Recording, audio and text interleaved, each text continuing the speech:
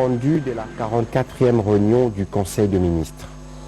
Le Premier ministre chef du gouvernement, Jean-Michel Sama Lukonde Kyenge, a présidé ce vendredi 11 mars 2022 par visioconférence la 44e réunion du Conseil des ministres du gouvernement de la République. 5 points étaient inscrits à l'ordre du jour. 1. Communication du Premier ministre chef du gouvernement. 2. Point d'information. 3. Approbation d'un relevé des décisions du Conseil des ministres. 4. Examen et adoption d'un dossier. 5. Examen et adoption des textes. La communication du Premier ministre chef du gouvernement a porté sur 5 points principaux, à savoir 1. Le lancement des activités commémoratives du mois de la femme. Le Premier ministre chef du gouvernement a salué le bon déroulement de la célébration de la Journée internationale des droits de la femme sur toute la République démocratique du Congo. Au nom du gouvernement, il a adressé des encouragements et des félicitations à la ministre du Genre, Famille et Enfants qui, depuis la ville de Mbandaka, chef-lieu de la province de l'Équateur, a procédé au lancement des activités du mois de la femme pour l'année 2022. Le chef du gouvernement a rappelé à l'occasion l'impérieuse nécessité de nous approprier résolument le combat pour la promotion et la valorisation de la femme et d'intégrer dans les vécus quotidiens des Congolais les valeurs de la masculinité positive prônées par le président de la République, chef de l'État. Le deuxième point de la communication du Premier ministre a porté sur la rentrée parlementaire. Conformément aux dispositions de l'article 115 de la Constitution, le Premier ministre chef du gouvernement a rappelé aux membres du gouvernement que l'Assemblée nationale et le Sénat ouvrent leur première session ordinaire respective de l'année 2022 le 15 mars prochain. Il a insisté sur l'urgence et le devoir pour les membres du gouvernement de suivre les pertinentes recommandations du Parlement et d'accorder une attention particulière à celles liées à l'état de siège conformément à sa lettre numéro 0211 du 27 juillet 2022. Au sujet du programme de développement de 145 territoires, dans le cadre de sa mise en œuvre, le Premier ministre chef du gouvernement a informé le Conseil que le gouvernement, à travers le ministère du Plan, a procédé le jeudi 10 mars 2022 à la signature des protocoles d'accord avec les 3 agences d'exécution, à savoir les BCECO, les PNUD, les CFF. Cette cérémonie a été présidée, comme je l'ai dit tout à l'heure, par les ministres du Plan. Le 4e point de la communication du Premier ministre a porté sur les mesures d'atténuation de l'impact négatif de l'économie sur notre économie de la guerre en Ukraine. Suite à la guerre qui sévit en Ukraine, le Premier ministre chef du gouvernement a prévenu le ministre que cela ne manquera pas de perturber l'économie mondiale avec une incidence sur notre pays. Nous devons donc nous attendre à en subir le coût. Pour y faire face, le gouvernement, à travers le ministère du Budget et des Finances, la Banque centrale, ont les devoirs d'anticiper avec les concours de partenaires afin de mettre en place des mesures de mitigation nécessaires pour atténuer l'impact de ces chocs exogènes qui risquent de mettre en mal nos équilibres macro et microéconomiques. Le Premier ministre a terminé sa communication en revenant sur la nécessité pour tous les membres du gouvernement et toute la communauté congolaise de se mobiliser pour apporter les soutiens à nos vaillants léopards qui affrontent le 25 mars prochain les Lions de l'Atlas du Maroc dans le cadre des éliminatoires pour la Coupe du Monde 2022. Avant de passer au chapitre de points d'information, le président de la République, chef de l'État, est intervenu par surprise depuis Bruxelles pour faire le point de son séjour au Royaume de Belgique. Le président de la République a informé le membre du gouvernement. Après s'être fait examiner dans un hôpital spécialisé, une hernie discale au niveau des vertèbres cervicales a été diagnostiquée et qu'il bénéficie d'une prise en charge médicamenteuse. Il n'a donc subi aucune intervention chirurgicale. Il a annoncé son retour au pays la semaine prochaine et il présidera en présentiel le 18 mars prochain le Conseil de ministres. Il a invité la population congolaise à ne pas suivre les incongruités et autres manipulations de certains médias et laboratoires mal intentionnés. Au chapitre de points d'information, le vice-premier ministre, ministre de l'Intérieur, Sécurité, décentralisation et affaires coutumières, a présenté la synthèse de l'état du territoire national qui reste généralement calme sur toute l'étendue à la suite de la détermination du commandant suprême d'assurer la sécurité dans tous les 4 coins de la République démocratique du Congo. Il subsiste cependant de forces négatives dans les provinces sous état de siège, où nos vaillantes forces armées continuent la traque et autres missions pour amener la paix dans cette partie du pays. Au sujet de l'état d'esprit de la population, le vice-premier ministre, ministre de l'Intérieur, décentralisation et affaires coutumières, a indiqué qu'il a été caractérisé notamment par la célébration le 8 mars de la Journée internationale des droits de la femme, des commentaires divers et variés sur la visite annoncée par le pape du 2 au 5 juillet prochain à l'invitation du président de la République, la psychose sur la recrudescence de la criminalité dans le milieu urbain. Le vice-premier ministre, ministre de l'Intérieur, Sécurité et décentralisation, a également évoqué le cas de naufrage d'une embarcation dans les villages Vanongé, province de la Chopo, causant 5 pertes en vies humaines. Toujours sur ces chapitres sécuritaires, à son tour, la vice-ministre de la Défense nationale et ancien combattant a présenté une situation générale des opérations militaires en République démocratique du Congo, spécifiquement les opérations en cours entre nos forces armées et les forces armées ougandaises. La vice-ministre de la Défense a aussi fait le point des opérations qui sont menées dans le cadre de la traque des groupes armés dans les secteurs opérationnels Grand Nord Sokola 1 et Grand Nord Sokola 2. Le ministère de la Défense réitère les recommandations faites à la 39e Conseil de ministres, à la 39e réunion du Conseil de ministres, qui portent essentiellement sur ces missions régaliennes de ramener la paix sur toute l'étendue de la République démocratique du Congo. Toujours sur ces chapitres de points d'information, au sujet de l'évolution de la situation de l'épidémie à Covid-19, le ministre de la Santé publique, Hygiène et Prévention a présenté la situation liée à l'épidémie à Covid-19 en République démocratique du Congo. D'après les statistiques actualisées, la décroissance de nouveaux cas de coronavirus rapportés au cours de cette dernière semaine se poursuit. Pour préserver cette situation positive et garantir un retour progressif à la vie normale, il a recommandé la vigilance absolue afin de poursuivre la sensibilisation, invitant la population à observer scrupuleusement les gestes barrières pour se protéger et se prémunir contre les vagues éventuelles.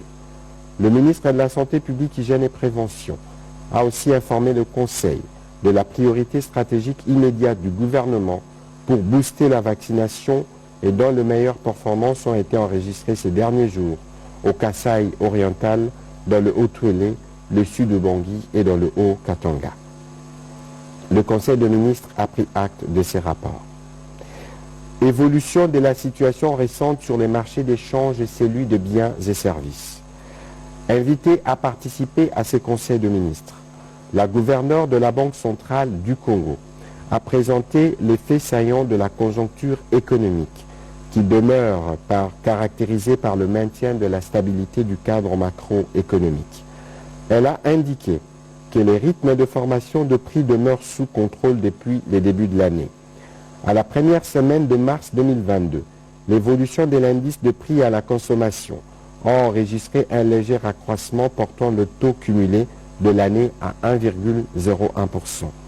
À condition inchangée, il est attendu un taux d'inflation de 5,9% à fin décembre 2022 face à un objectif de 7% à moyen terme.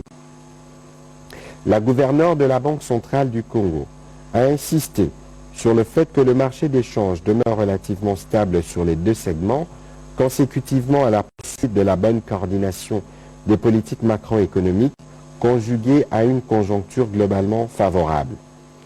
En dépit de la stabilité observée et face à certains risques d'origine interne et externe, la gouverneure de la Banque centrale du Congo a recommandé le renforcement de la coordination des actions au niveau des politiques budgétaires et monétaires, la mise en place d'un mécanisme de suivi et de veille pour préparer et mettre en œuvre les mesures de riposte par rapport aux risques identifiés, notamment ceux liés à la guerre à l'Ukraine.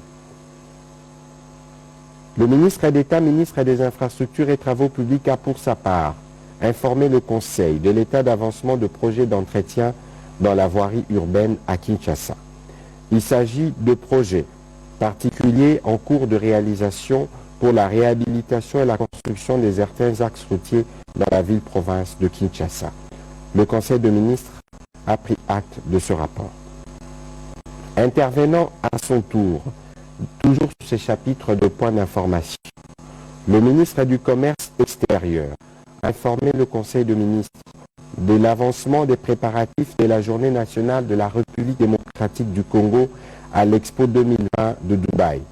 Ces grandes rencontres internationales permettront à notre pays d'attirer des potentiels investisseurs. Le ministre du Commerce extérieur a présenté l'avancement des préparatifs de ces grands rendez-vous où il est prévu, entre autres, l'organisation d'un salon d'affaires qui permettra de mettre en exergue les opportunités qu'offre la République démocratique du Congo dans les secteurs de mines, de l'agriculture, de l'environnement, des hydrocarbures, etc. Au-delà des investissements et suivant les instructions du président de la République, la rumba sera mise en vedette par une production scénique de nos artistes musiciens, premiers ambassadeurs de notre culture. Le Conseil de ministres a aussi pris acte de cette note d'information. Au chapitre 3 du Conseil de ministres de ce jour, relatif à l'approbation d'un relevé des décisions du Conseil de ministres, le Conseil de ministres a adopté le relevé des décisions prises lors de sa 43e réunion tenue le vendredi 4 mars 2022 dernier.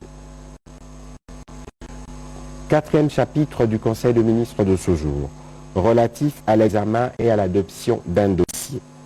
1. Du projet d'un accord de coopération tripartite sur la boucle de l'amitié énergétique.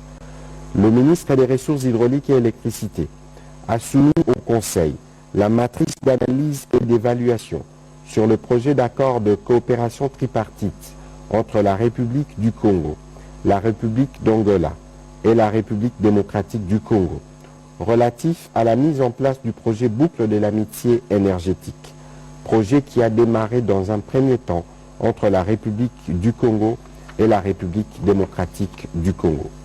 Il concerne deux principaux projets, à savoir l'interconnexion des réseaux électriques reliant Inga-Kinshasa en République démocratique du Congo et Brazzaville, centrale électrique de Pointe-Noire en République démocratique du Congo. L'alimentation en énergie électrique, consécutive à cette interconnexion des réseaux électriques des zones industrielles du Katanga en République démocratique du Congo. Le ministre des Ressources hydrauliques et électricité a expliqué que le projet boucle de l'amitié énergétique sera exécuté en deux phases. Après débat et délibération, le Conseil a adopté ces dossiers moyennant amendement. Dernier chapitre du Conseil des ministres de ce jour, relatif à l'examen et à l'adoption des textes. Premier texte, projet d'ordonnance-loi. La ministre d'État, ministre de la Justice et garde des Sceaux, a soumis au Conseil le projet d'ordonnance-loi autorisant la prorogation de l'état de siège dans les provinces de l'Ituri et du Nord Kivu pour une période de 15 jours prenant cours le 21 mars 2022. Cette prorogation permettra à nos forces de défense et de sécurité, appuyées par l'armée ougandaise, de consolider les acquis des opérations antérieures et de poursuivre les opérations d'envergure en vue de mettre fin à l'aventure terroriste et restaurer la sécurité, la paix et l'autorité de l'État dans cette partie de notre cher pays. Après débat et délibération, ces projets d'ordonnance ont été adoptés. Deux projets de loi du secteur de l'entrepreneuriat. Le ministre d'État, ministre de l'Entrepreneuriat et des petites et moyennes entreprises, a présenté au Conseil deux projets de loi pour examen et approbation. Le premier projet de loi relatif à la promotion et à l'entrepreneuriat et aux start-up vise à mettre en place un cadre juridique moderne et dynamique relatifs à ces secteurs, vecteurs de création d'emplois, de génération des richesses et des nivellements de la croissance. La finalité de ce projet de loi est de créer des emplois durables et de faire émerger la classe moyenne en République démocratique du Congo. Quant au second projet de loi, il porte sur la promotion de l'artisanat. Élaboré dans le but de mieux structurer ces secteurs, mais aussi de concrétiser la vision du président de la République, cet arsenal juridique promeut le passage d'un artisanat archaïque, informel et fragile, à un artisanat moderne, organisé, professionnalisé, compétitif sur le marché national et international dont les œuvres et l'exercice doivent être inscrits dans la durée. Ces projets de loi prévoient des dispositions pratiques pour assurer le développement interne des artisans et des entreprises artisanales par la professionnalisation de leurs initiateurs et de leurs membres ainsi que par une protection sociale et une facilitation à l'accès au financement et au marché public. Après débat et délibération, ces deux projets de loi ont été adoptés. 4 projets de loi de ratification du secteur des finances. Le ministre des Finances a soumis au Conseil 4 projets de loi en application des dispositions de l'article 4 de la loi numéro 21/026 du 24 décembre 2021 portant habilitation du gouvernement et après promulgation par les chefs de l'État des ordonnances loi adoptées en Conseil du 11 février 2022. Le premier projet de loi a porté sur l'ordonnance loi numéro 22/007 du 25 février 2022 autorisant la ratification de l'accord cadre pour la protection des investissements signé le 18 juin 2021 entre la République démocratique du Congo et la Banque arabe pour le développement économique en Afrique. Le second projet de loi de ratification a concerné l'ordonnance loi numéro 22/008 du 25 février 2022 autorisant la ratification de l'accord de crédit numéro 6962ZR pour un financement additionnel de 100 millions de dollars américains comptant pour la préparation stratégique et réponse à la Covid-19. Le troisième projet de loi de ratification s'est rapporté à l'ordonnance loi numéro 22/009 du 25 février 2022 autorisant la ratification de l'accord de prêt de 50 millions de dollars américains au titre de projet de réhabilitation de la voirie de Kinshasa.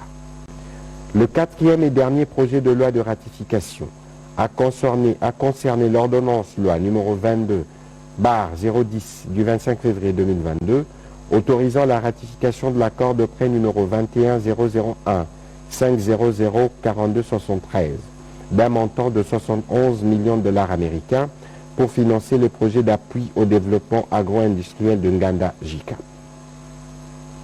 Après débat et délibération, le Conseil a adopté ces 4 projets de loi. 4. 2 projets de loi de rectification du secteur du commerce extérieur. Le ministre du Commerce extérieur a également soumis au Conseil 2 projets de loi de ratification pour examen et délibération dans le cadre de la même loi d'habilitation précitée. Le premier projet de loi concerne l'ordonnance loi numéro 22/005 du 25 février 2022 autorisant la ratification de l'accord commercial bilatéral entre la République démocratique du Congo et la République de Zambie. Le second projet de loi se rapporte à l'ordonnance loi numéro 22/006 du 25 février 2022 autorisant la ratification de l'accord commercial bilatéral entre la République démocratique du Congo et la République de l'Angola. Après débat et délibération, ces 2 projets de loi de ratification ont aussi été adoptés. Commencé à 12h26, la réunion du Conseil de ministres a pris fin à 16h04. Je vous remercie.